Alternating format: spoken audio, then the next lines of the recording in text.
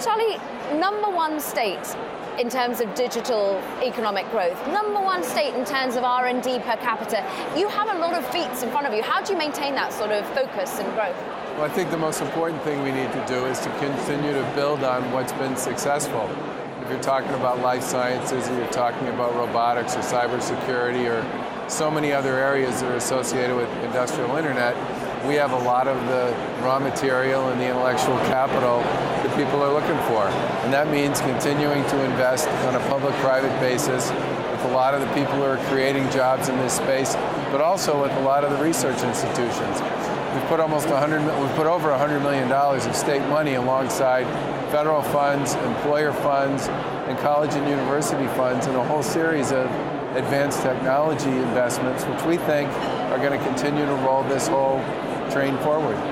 This is clearly what you can do from a state level. When you're looking from White House and country level, how much do you think the support is there for you at the moment to continue that sort of investment? Well, I think one of the best examples of that is the recent discussion about what the National Institute of Health should be funded at. Big discussion about whether or not it should be cut came out of the budget process with a $2 billion increase. We have the largest share on a per capita and on a percent of GDP basis of NIH funding in the country, and we should, because a lot of the most important inquiry that's done and discovery that's done in all of those fields is done right up the street from here. But it's only a temporary budget up until September. Is it a stay of execution? Look, one of the things that I felt pretty good about when that whole conversation started was the fact that this is one thing Republicans and Democrats seem to agree on in Washington, which is that investments in research, investments in discovery and inquiry translate into solutions that become products and become cures and therapies. And I feel pretty good about that. We'll continue to work with our colleagues in other states and our delegation. But there are a lot of people in D.C. who get why these investments pay off. You made a very demonstrative speech where at the beginning of the year, really talking about how political dialogue perhaps isn't where it should be. Do you think political dialogue after the first 100 days is improving? In Washington? In Washington and indeed from a state level as well. Well, I mean, my mother, God rest her soul, was a good Democrat. My father's a Republican. They canceled each other out for 60 years. And I grew up just believing that there's more than one point of view.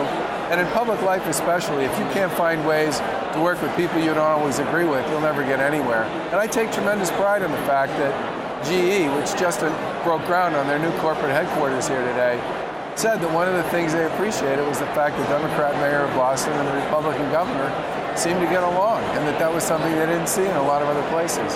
Talk to us about that relationship that you're building with private companies. You wooed over GE. There were some tax benefits in it for General Electric, but how much are you going out and starting these sort of joint ventures? You talked about public-private partnerships. How much is that at the core of what you're trying to achieve in the state? Well, I mean, obviously a big part of what we try to do is make sure that the investments we make generate a return. Whether we're investing in transportation or higher education, or some of these joint initiatives around advanced manufacturing of photonics and the next generation of fibers and materials, which is being led by MIT. I mean, we're a player in those investments, but there are other people who are putting a lot more money into them than we are, including the federal government.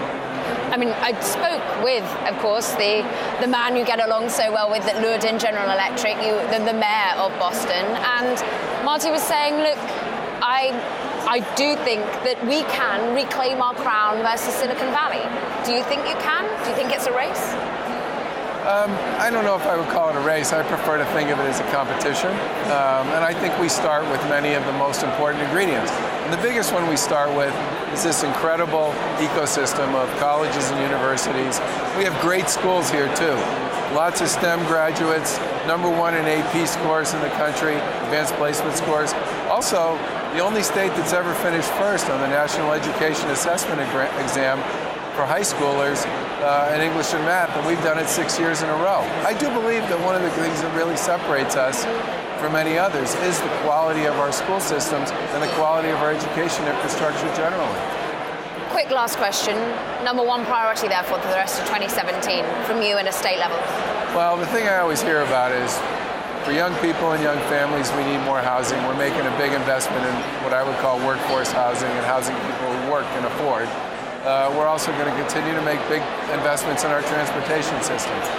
One of the great things, we have one of the great problems, which is everybody works around here. So there's a lot of traffic in the morning and a lot of traffic in the afternoon. We need to do a better job of making sure that we can deliver transportation solutions.